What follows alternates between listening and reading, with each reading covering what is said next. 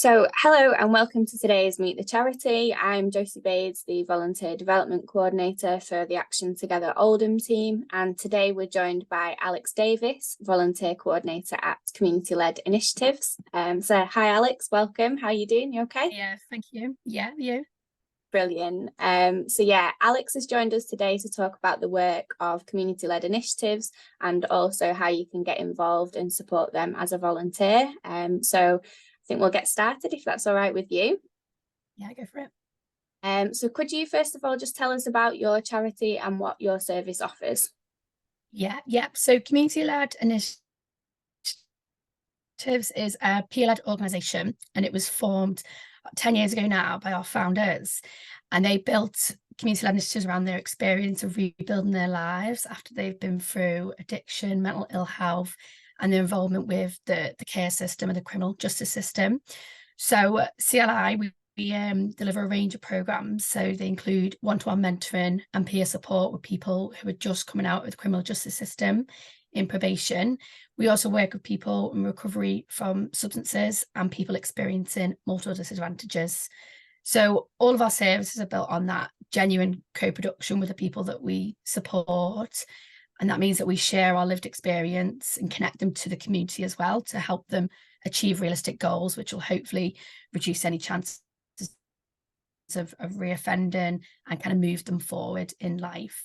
So our volunteers are really important to us. You know, we're kind of a lived experience volunteer organisation, really rely quite heavily on volunteers, and they work directly with the service users that we support. So they provide them with one-to-one support, which is on a weekly basis, and give them activities to help them rebuild their lives and make positive changes, reconnect them with the communities and help them achieve those goals.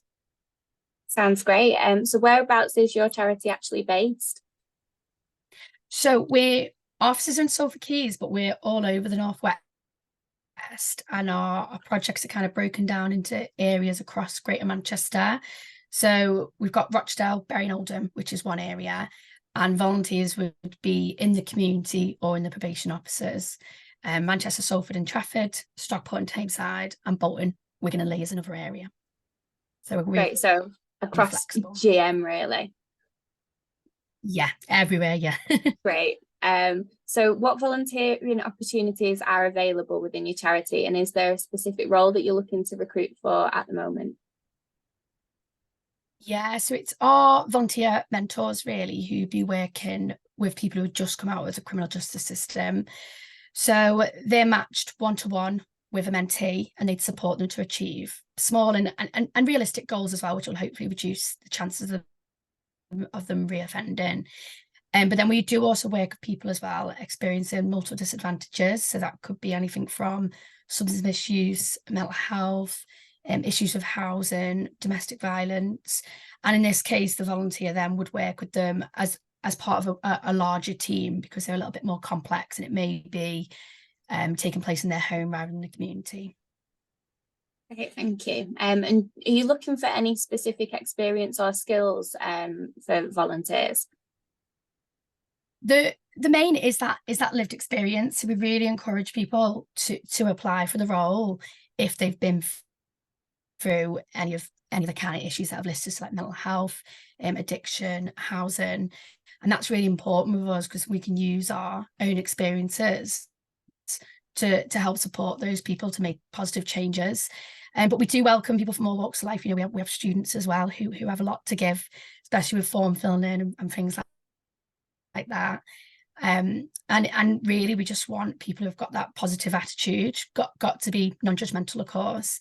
And our volunteers, you know, although we build a lot of confidence within them in the role, we'd like them to be outgoing and resilient and able to invest about 4 to 6 hours a week it would be, which includes travel time and making notes as well.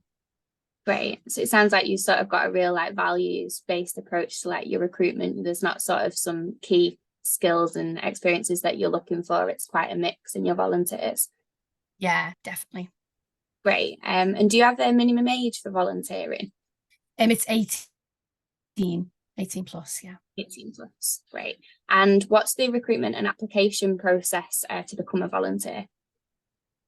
So it's It's a really simple form on our website, which just asks you for your availability and why you're interested in volunteering.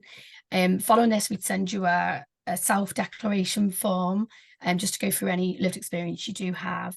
And then we'd have a really informal chat over Teams, so it's virtual, and we schedule it on the volunteers' time. And then following that, then you'd be invited to our training days, which take place every quarter. Great. And what sort of training does that involve? What can new volunteers expect to receive in terms of training and an induction? So the training, it's quite intense, but for good reason.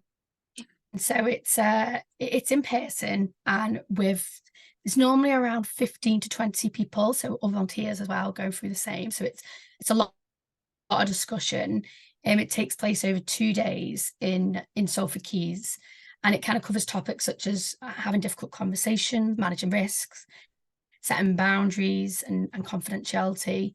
And then after this, then, if they've successfully completed the training, we'd have an induction, which covers the more practical aspects of volunteering. So going through our database, looking at the assessments that we do with people we support. And then what's really good about CLI as well is that we have lots of shadowing opportunities. So we have support workers, which is a paid role, that work with more complex individuals, and our volunteers can go out and shadow them kind of within reason for as long as they feel comfortable and confident in those settings.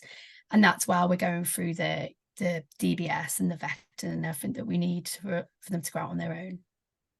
Great. It sounds like a really sort of quite comprehensive training process and induction process to make sure that your volunteers are feeling comfortable and confident in their role, which is great. So sort of in terms of volunteer. So go on. I was just going to say, so we do have so obviously me being a volunteer coordinator, there's 5 of us in Greater Manchester, so it's the support is ongoing as well. We have regular supervision, always send to signpost to train that we think could be helpful, and events that are going on. So it's a lot of support there. Brilliant, that sounds great. And in terms of volunteer feedback, do you have maybe some feedback or examples of experiences from your current volunteers that you could share with us? Yeah, I'd say I mean there's so many, but I think recently one that stood out for me was on one of our projects, Changing Futures. There was a couple of volunteers who were going out to see a lady in her home with a support worker, and this lady had been through quite a lot. She'd been through addiction, really low mental health, was in a domestic abuse relationship, and the volunteers were helping her just rebuild her life now that she was back home and more stable. So they expected to go in and do tidying and cleaning and decorating and all that kind of stuff. But actually what happened was they ended up doing one session of that, and the following week when they went, the person that they were supporting had already made a massive start on decorating the living room, and she tidied up, and she just really had that motivation to make those changes herself. So instead they ended up spending the next few sessions going out they went to a museum, been to an art gallery, and just reintroducing her to community and building up those healthy links. So that's really it seems like a small thing, but it's huge that she's kind of taken that on herself. Yeah, that sounds great, and obviously sort of really fulfilling for the volunteers to see sort of that change and that improvement in someone that they've sort of directly supported. So that's great. Yes. So in terms of actually sort of applying for your role, if people are interested and would like to learn more, or they want to apply for the role, what should they do? So it is on Action Together's website. So you could register your interest through them, or you could just go on our website, which is communityled.org.uk, and there's a volunteer button there that you can click on and just fill the link in. Great, thank you. So yeah, thank you so much for coming along to this session. I think it's really informative to have you down here and just sort of give us a little bit more information about that volunteering opportunity that you're recruiting, and it sounds like a really great opportunity for new volunteers to get involved with. So yeah, please do get in touch with either Alix, or you can get in touch with our team at Action Together if you would like any further information. And you can contact us on volunteering@actiontogether.org.uk. Alix, do you have an email address that you could share with us that people could contact you on? Yeah, sure. So my email is alix.davies@communityled.org.uk. And you can also, maybe easier, hello@communityled.org.uk as well. Thank you. So yeah, as Alix mentioned, the volunteering roles advertised on the Action Together website. So you can view this and any other volunteering opportunities by visiting actiontogether.org.uk/volunteering. And so thank you, Alix. Thank you.